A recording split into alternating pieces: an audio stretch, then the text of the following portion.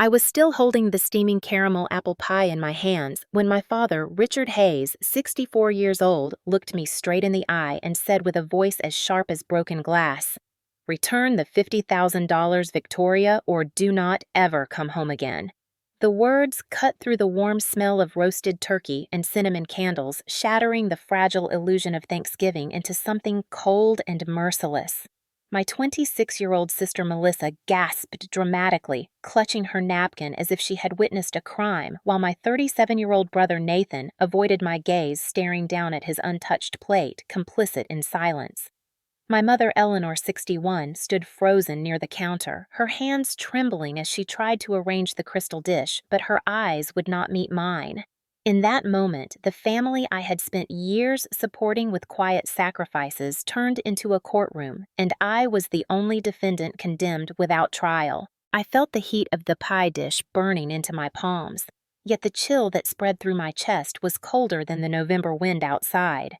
They had already decided I was guilty. They had already rehearsed this scene without me, and now I was standing in the middle of it, betrayed, humiliated, and banished from the very place I had once called home. Thanksgiving at the Hayes household was always meant to be a performance, a carefully staged illusion of unity, a dinner table where appearances mattered more than affection, and tonight was no different except that the mask had slipped so violently I could almost hear it crack. My father, Richard, a man who had built his entire life around control and reputation, stood tall at the head of the table, his silver hair combed immaculately, his suit pressed as if he were attending a board meeting rather than a family gathering. He had always made it clear that my brother Nathan was the heir to his pride, the son who would carry the family name with honor, even though Nathan had left behind a trail of failed businesses and debts that I had secretly helped cover more than once. Richard never cared about that because Nathan was a man, and in my father's world, that alone made him worthy of endless second chances.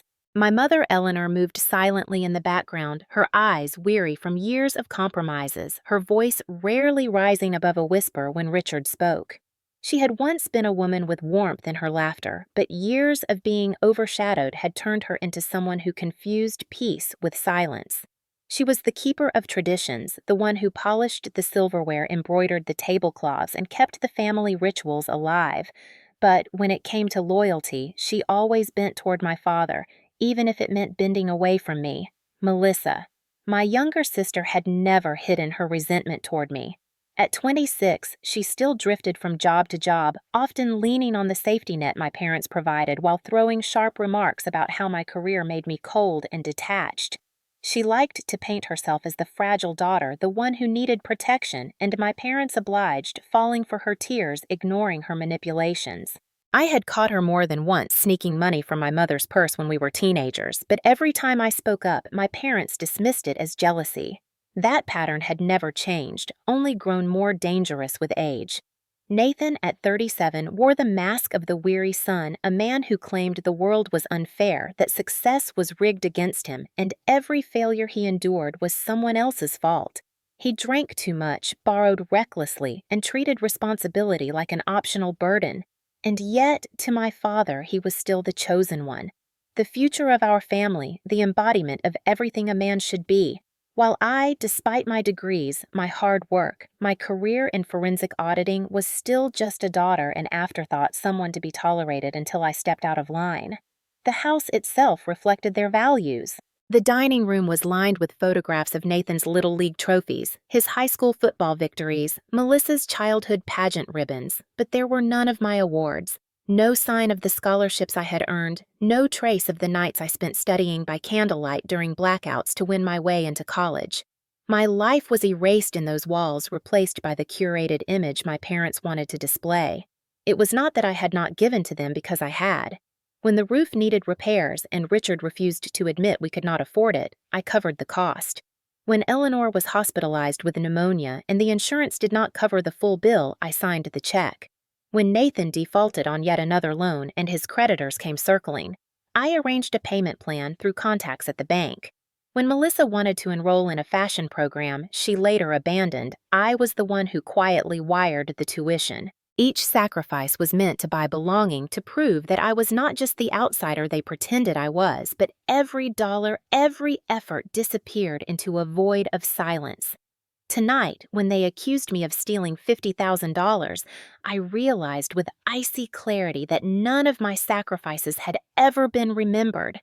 They did not see me as the daughter who had carried them through crises, but as the expendable one, the convenient scapegoat, the daughter they could discard when it served their pride. As Richard's words echoed, I could see the hierarchy of this family more clearly than ever. He was the king, Nathan was the heir, Melissa was the fragile jewel, Eleanor was the shadow, and I was the outsider, the one whose value was only measured in how much I could give and how easily I could be blamed. The betrayal was not new, it was merely louder now, spoken out loud in front of roasted turkey and cranberry sauce, dressed in the clothes of tradition but poisoned with resentment. And the cruelest part was that this accusation was not about money at all. It was about control, about reminding me that no matter how successful I became, no matter how far I had risen outside these walls, inside this family, I was still the expendable daughter. Richard's voice thundered through the dining room again, sharper this time. "Return the money, Victoria. You were the only one who had access to the online banking account. You were the one who set it up for your mother. No one else could have done it." His accusation rolled across the table like a gavel striking judgment, and everyone nodded along with the rhythm of his words. Melissa burst into tears, her performance as predictable as it was cruel, clutching at Eleanor's sleeve, as though the thought of my betrayal had broken her heart, and she whimpered through sobs. "How could you, Victoria, after everything we've done for you?" Nathan kept his head down, swirling the wine in his glass, not daring to look up, but his silence was the loudest condemnation of all, a coward's consent wrapped in a mask of detachment. My heart pounded as I tried to explain to remind them that my job as a forensic auditor was to uncover fraud, not commit it, that I had no reason to take money from the family I had already given so much to, but Richard cut me off with a slam of his palm against the table. "Do not lie to us," he barked, his face red with fury, his voice carrying the weight of finality. "You think your career makes you untouchable, but under this roof you answer to me." Eleanor flinched at his tone, but said nothing, her silence thicker than any accusation, her eyes fixed on the polished surface of the table, as though she could not bear to see me crumble.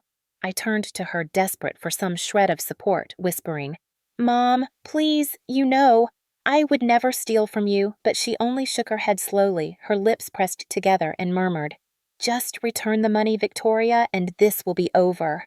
That sentence gutted me more than my father's rage. For years, I had been the one she called when the bills were late, when she needed rides to the hospital, when she was too tired to cook and I sent groceries to her doorstep. I had been her safety net, and now, when I needed her faith, she folded into the safety of Richard's shadow, leaving me alone to drown in his wrath.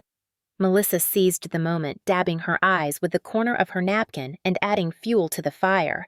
"I saw her on Mom's laptop last week. She was probably moving the money then." My breath caught as the lie spilled from her lips, but no one questioned it. Nathan gave the faintest nod, as if silently agreeing, and Richard roared again. "See, even your sister knows what you did. You wanted to embarrass this family. You wanted to humiliate me after all I've done." The irony of his words struck me with bitter clarity. He had done nothing but remind me of my place, of my lesser worth, because I was not his son, because I had dared to succeed on my own terms. My protests dissolved into the heavy silence that followed, because I understood now that nothing I said would matter. The verdict had already been decided before I walked through that door. My chest tightened as I looked around the table, the candles flickering, the golden light dancing on the china plates. And yet the air felt suffocating, like I was standing in a courtroom where the sentence was exile. I realized then that I was not just accused of theft, I was being erased, pushed out of the narrative of this family, so Nathan and Melissa could remain intact, so Richard could preserve the illusion that his son was honorable and his fragile daughter was innocent. I was the scapegoat, the expendable one, the daughter who did not matter. My voice broke as I tried one last time. "You know me. You know my integrity. I would never take from you. But—" Richard slammed his fist again and snarled, Enough, Victoria. Either return the 50,000 or get out of this house and do not come back. The pie in my hands grew cold, forgotten on the counter, as my body shook with the realization that this was no longer my home. My mother's silence, my father's rage, my siblings' lies, they had all converged into a wall I could not break through. Tears burned my eyes, but I refused to let them fall because I would not give them the satisfaction of seeing me beg. My throat tightened with the weight of betrayal, and in that moment I felt smaller than I had ever felt, not because of guilt, but because of the crushing truth that the people who were supposed to love me had chosen to sacrifice me instead.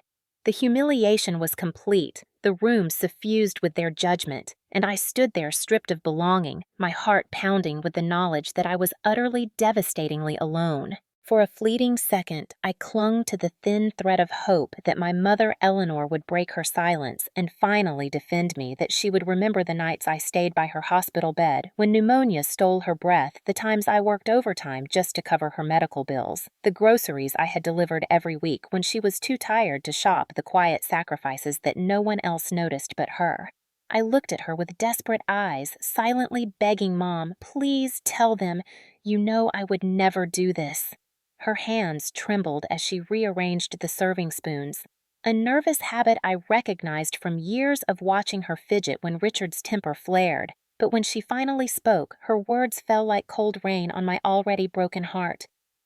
Just return the money, Victoria, and everything will be fine, she whispered, her voice thin and fragile, carrying the weight of surrender rather than truth. The room tilted around me as her words sank in because I had expected my father's wrath. I had braced myself for Melissa's lies and Nathan's silence, but I had not prepared for my mother's quiet betrayal, for the realization that the woman I thought would always believe me had chosen instead to keep the peace at my expense. My chest tightened with a pain sharper than Richard's accusations, sharper than Melissa's crocodile tears, because my mother's plea was not for justice, it was for convenience. She wanted the illusion of family unity more than the truth. She wanted silence more than my defense. I tried to steady my voice, choking back the tears that threatened to spill, Mom. It is not true. I did not take anything. You know me, you know my integrity. But she avoided my eyes, her gaze fixed on the glint of the silverware, as if the reflection there was easier to face than the daughter standing before her. Richard seized the moment, his voice booming with triumph. You hear your mother, Victoria? Even she knows you did it, so stop disgracing this family and return what you stole. Melissa pressed her face against Eleanor's arm, sobbing louder, playing the role of the wounded innocent, while Nathan drained his wine and muttered under his breath. She will never admit it. The weight of their collective betrayal pressed down on me until my knees nearly buckled, and in that suffocating silence, I realized there was nothing left to say. My hope had died in the space between my mother's trembling lips and her unwilling eyes. Slowly, I set the untouched caramel apple pie on the counter, the warmth fading from its crust just as warmth had faded from this home, and I reached for my coat. The sound of my chair scraping against the wooden floor echoed like a funeral bell in the tense room. Richard's final decree followed me out the door, his words sharp and absolute. You have 1 week, Victoria. If the money is not back by then, you are no longer my daughter. The November wind slapped against my face as I stepped outside the chill, biting deeper than usual, but it was nothing compared to the icy void in my chest. Behind me, the house still glowed with the golden light of Thanksgiving, but that light no longer belonged to me. I had walked into the evening air with nothing but betrayal at my back and emptiness ahead. The family I had once sacrificed everything for had shown me that love was conditional, loyalty was negotiable, and hope was a dangerous illusion. And as I tightened my coat around me and walked into the cold night, I knew that whatever I had once believed about belonging here had been shattered beyond repair. The motel room smelled faintly of bleach and stale coffee, but it was quiet, and in that silence I could finally breathe without the weight of their accusations pressing down on me. I sat at the small desk with my laptop, the glow of the screen reflecting in my tired eyes, and replayed every word of Thanksgiving dinner in my head. $50,000 gone from the account, and somehow I had become the villain. But I was not just a daughter tonight. I was a forensic auditor, And if there was one thing my career had taught me, it was that money always leaves a trail. I opened my mother's online banking records, the very system I had helped her set up, and scrolled through the transactions. At first glance, the withdrawals seemed ordinary, but I noticed something my family had overlooked. The money was not moved online, it was physically withdrawn from the bank in two large transactions. My pulse quickened as I cross-checked the dates with security camera requests I could file through a contact at the branch. Within hours, my phone buzzed with an email a favor cashed in, and I clicked the attachment. There, grainy but unmistakable, was Melissa standing at the teller counter, a hat pulled low over her brow, oversized sunglasses hiding her eyes, sliding an ID across the desk that I recognized instantly as my mother's. My stomach knotted with anger as I froze the frame. The evidence undeniable. The timestamp showed 15,000 withdrawn that day. 2 weeks later, another transaction appeared, this time 20,000, and when I pulled the footage, my brother Nathan appeared in the camera's eye, leaning casually on the counter as he signed a withdrawal slip with reckless confidence. I leaned back in my chair, heart pounding, my suspicions hardening into certainty. It had been them all along, but I needed more than suspicion. I needed irrefutable proof. I traced the digital footprint left behind on the online banking system and found that the password had been reset twice in the last month, each time from the Hayes family desktop computer. The IP address matched the house, and the text message confirmations had been routed not to my mother's phone but to Nathan's number, which he must have temporarily switched into her account through a security loophole. I printed the logs, stapled the screenshots, lined the papers across the desk until the motel room looked like a crime scene board. Piece by piece, the puzzle came together. Melissa's disguise, Nathan's signature, the digital fingerprints, all pointing to the siblings who had sat at that table accusing me of betrayal. The betrayal had been theirs all along, and I had the proof to show it.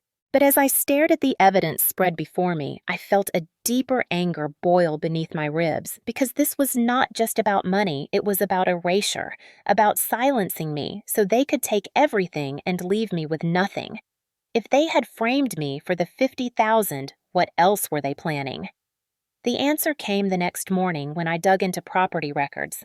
My stomach dropped as I found a pending transfer of the family home, the very house where Eleanor had raised us, being processed for ownership under Nathan's name.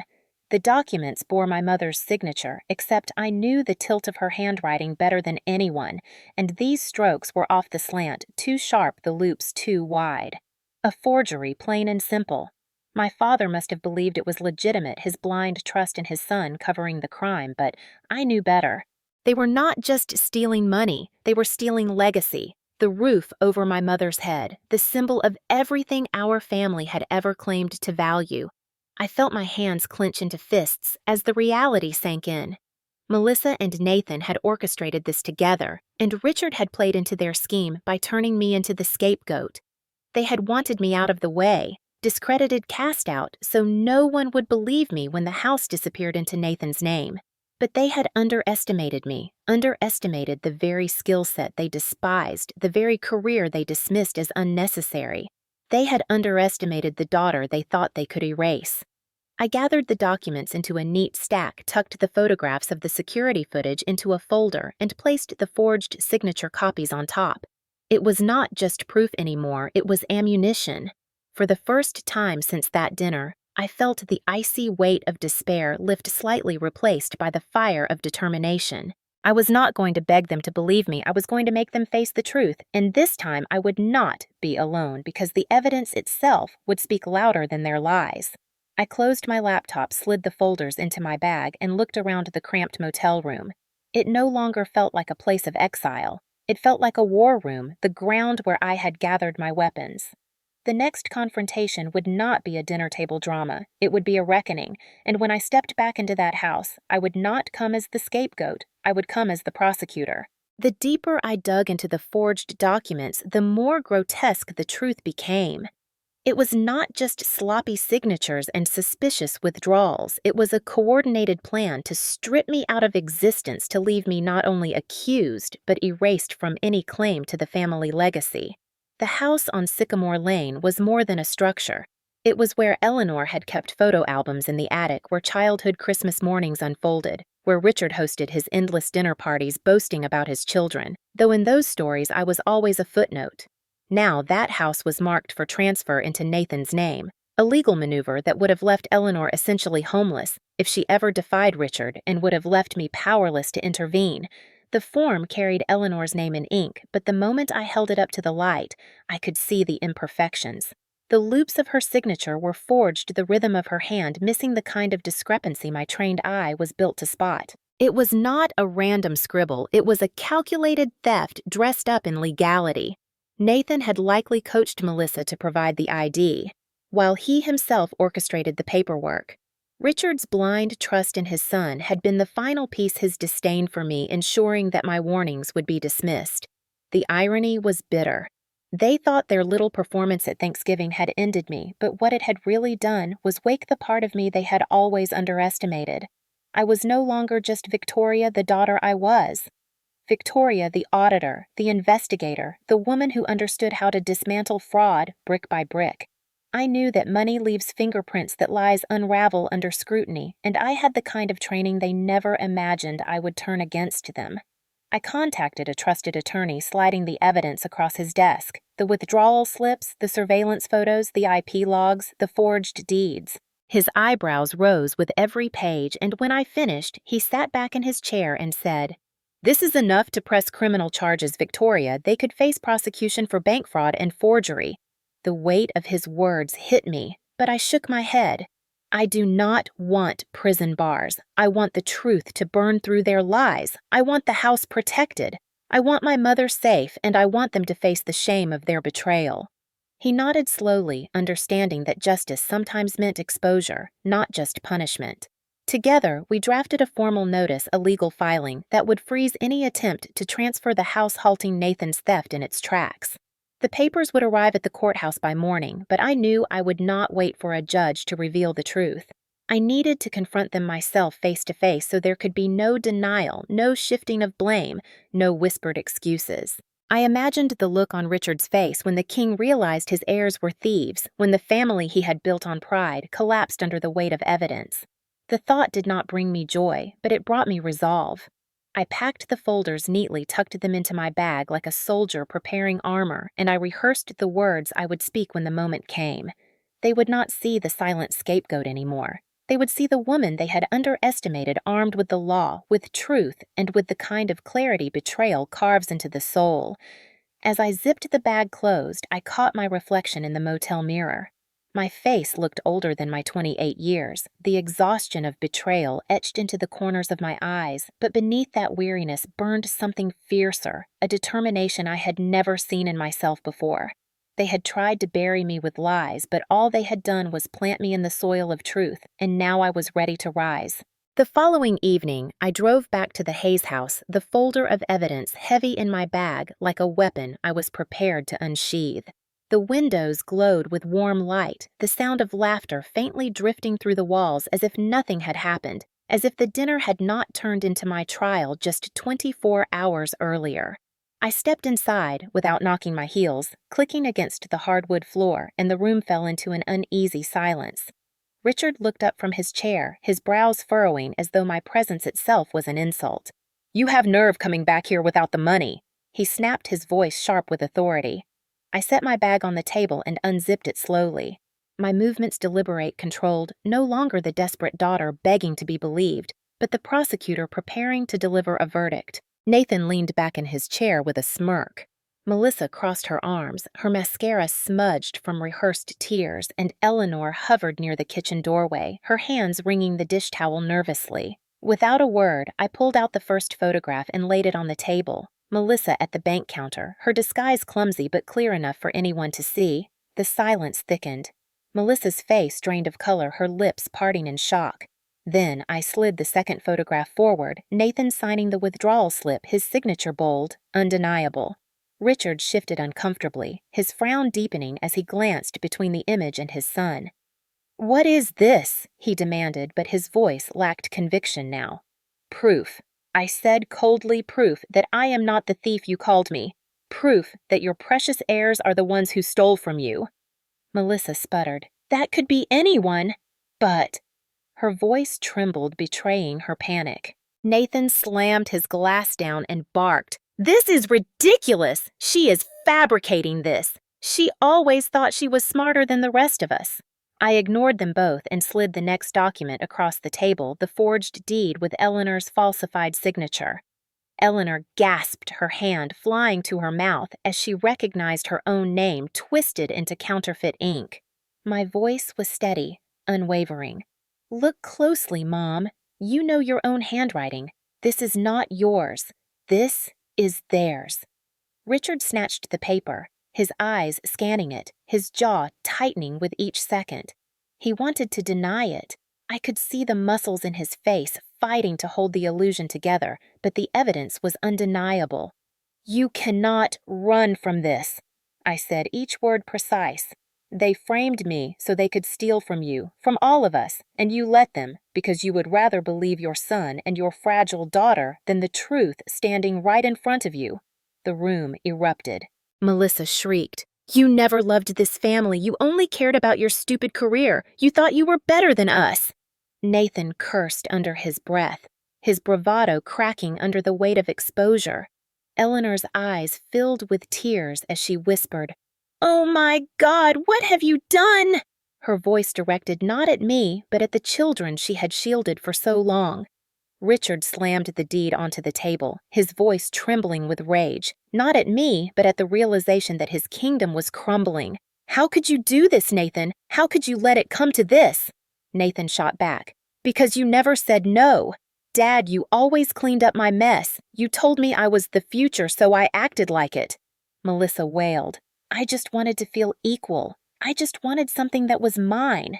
Their words clashed in the air, confessions twisted into excuses, and I stood there watching the empire of denial collapse under its own lies. For once, I did not feel the urge to shout, to beg, to prove myself, because the evidence spoke louder than anything I could ever say. My voice, when I finally spoke, was quiet but lethal. "I am done being your scapegoat. I have already filed with the court. The house transfer is frozen, the bank knows about the withdrawals, and the attorney has everything. You can scream, you can deny, but the truth is already written into record." A hush fell over the room, the weight of inevitability pressing down. Richard sank into his chair, his face ashen. Eleanor turned away in shame. Melissa covered her face with trembling hands, and Nathan muttered curses that sounded more like defeat than anger. I felt no triumph, only the cold clarity of justice delivered. They had tried to bury me with lies, but I had unearthed them with truth, and now the cost of their betrayal was theirs to carry. The aftermath was not dramatic shouting or sudden reconciliations.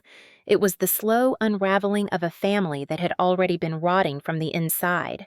After the confrontation, I left the evidence on the table and walked out, but the consequences began almost immediately. Melissa's reputation crumbled when the bank confirmed her appearance on the surveillance tapes. Word spread quickly through our extended relatives, and soon through her small circle of friends. No longer the fragile daughter shielded by tears, she was exposed as a thief. And people began avoiding her, whispering behind her back. The sympathy she once manipulated turned into scorn. Nathan fared no better. The creditors he had managed to keep at bay with borrowed time and family cover now descended on him with full force once they realized the Hayes name could no longer protect him. Without the prospect of securing the family home under his name, his debts were unmasked, and the community that once tolerated his failures finally shut its doors. Richard the proud patriarch suffered the cruelest cut of all because pride had always been his currency. At church, where he had boasted of his children's successes, the whispers turned sharp. The same men who once shook his hand now muttered about betrayal and disgrace. He carried himself stiffly, but I knew every glance, every averted eye was breaking him piece by piece. Eleanor drifted through the wreckage, her guilt etched into her posture. She avoided my calls after that night. Not because she hated me, but because she could not face what she had done, could not face the daughter she had abandoned in the name of keeping peace. She lived in the same house still, the transfer frozen and blocked, but the home itself was hollow, its walls echoing with the silence of broken trust. As for me, I left with nothing tangible, no inheritance secured, no family bonds restored, but I left with the one thing that mattered most, the truth. The truth had burned away, the illusions had exposed the lies, and though it left scars, it also freed me. But freedom came at a cost. The house I once loved felt like a graveyard whenever I drove past it, each window a reminder of memories now poisoned, each brick a weight pressing down on what could have been. I had wanted justice and I had achieved it, but justice is never clean. It is jagged and raw, leaving wounds that do not heal easily. My siblings carried their disgrace, my father carried his humiliation. My mother carried her guilt, and I carried the loneliness of knowing that even when the truth wins, love does not return. Yet I also carried strength, the kind that comes only from surviving betrayal, from standing alone and refusing to break. In the months that followed, I poured my energy into something far from the wreckage of the Hayes name. Back in Chicago, I started volunteering at a community college teaching evening classes on financial literacy, showing women twice my age how to protect their savings, how to read contracts, how to recognize when someone was trying to take advantage of them. At first, it was just a way to fill the silence to keep myself from replaying Thanksgiving night in my head, but soon it became something else, a purpose that felt larger than the hollow concept of family I had left behind. I stood at the front of those classrooms with my charts and case studies, and I watched women who had been dismissed by their husbands or ignored by their children begin to sit straighter, their pens flying across their notebooks as they realized they had power too. One evening after class ended, a gray-haired woman approached me slowly, her hands trembling as she clutched her binder. Her eyes watered as she said softly, "I wish my daughter was like you." The words sliced into me with both comfort and pain. Comfort because they affirmed that what I was doing mattered, pain because they reminded me of what I had lost of the mother who once might have said those words but chose silence instead. I smiled gently at the woman, placing my hand on hers, and whispered, "You are stronger than you know." As she left, the echo of her words lingered, reminding me that while my own family had chosen betrayal, I could still create something different, a kind of family built not on blood, but on trust and empowerment. Yet at night, when the classroom was empty and the city lights flickered outside my apartment, I would catch myself staring at the ceiling, hearing Richard's voice, feeling Melissa's false tears, seeing Nathan's forged signature, and the ache of loss would flood back.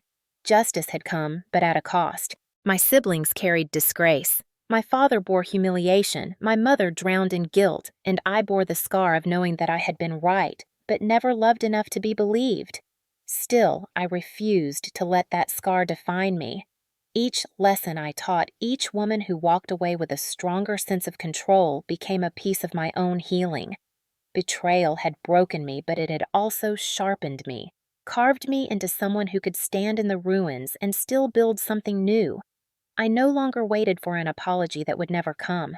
I no longer longed for acceptance that had always been conditional. Instead, I held on to the truth, the kind that does not need approval, the kind that cannot be stolen. And though there would always be an empty seat at my table where a mother's belief should have been, I knew that in helping others protect their dignity, I had found my own again.